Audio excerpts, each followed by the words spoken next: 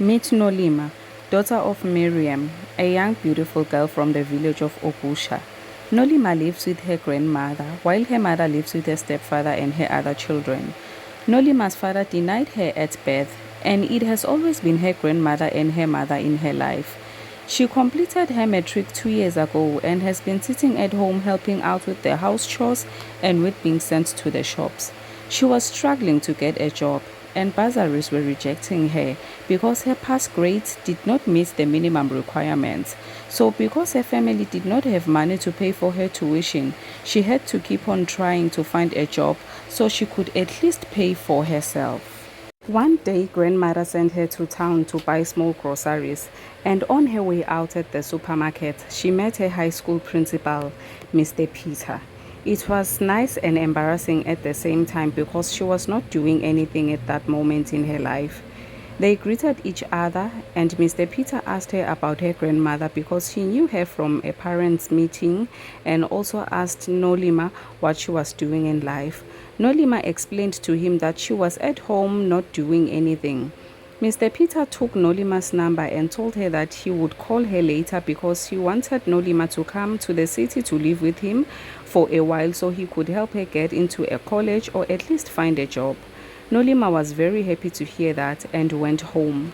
On her way back home, she was thinking about the good news that she just heard. She sat alone in the bus and thought of how her grandmother would respond to the news. But deep down, she knew that her grandmother trusted Mr. Peter and spoke well of him.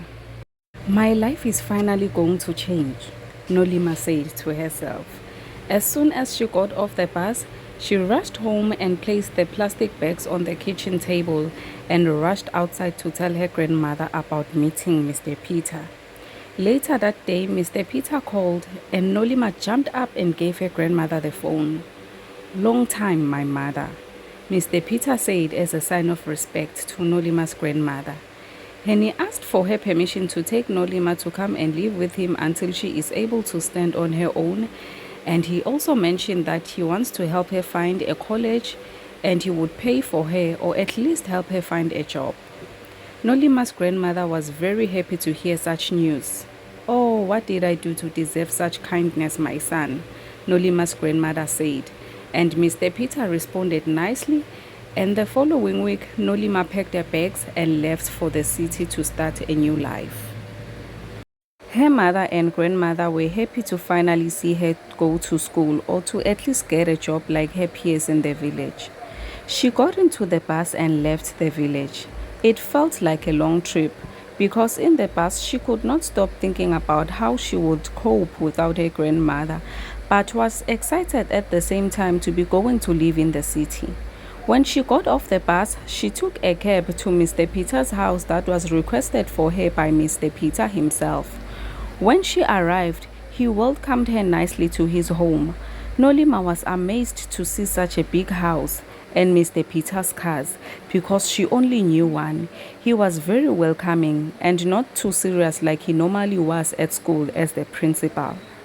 They walked in the house and Mr. Peter showed Nolima her room. She loved the big beautiful room that Mr. Peter showed her. Nolima loved the place and she was finally used to it now and was comfortable. She would even go watch the TV by herself. She enjoyed staying with Mr. Peter and loved this cool side of him. One night she cooked a simple meal of porridge and chicken stew. It smelled really good. Mr. Peter couldn't help himself. He rushed to the dining table and they sat together and ate. Mr. Peter couldn't stop complimenting Nolima on how delicious the food was. It was now a norm for them to eat together. And one day Mr. Peter opened a bottle of wine and went to watch TV in the living room. He also invited Nolima to watch with him. He also poured a glass for Nolima because he didn't see her as a child now. Nolima was shy at first but started loosening up after a few sips. They were laughing and talking and even forgot they were watching a movie. It was a Friday night anyway. Nolima was now tipsy too. It was now time for bed. Mr. Peter went into his room and invited Nolima in his room too so they could chat because neither of them were really sleepy. But what happened changed how they would see each other going forward. They started off sitting in bed together, talking, then hugging, touching, kissing, and they made love. They didn't stop, and Nolima spent the night in Mr. Peter's room. It happened even in the middle of the night when they were both sober. This continued for months. Nolima was still not in college or working, and she would often get sick. Mr. Peter started noticing that Nolima would sleep a lot even during the day, and she would fall asleep while they were watching TV a lot now.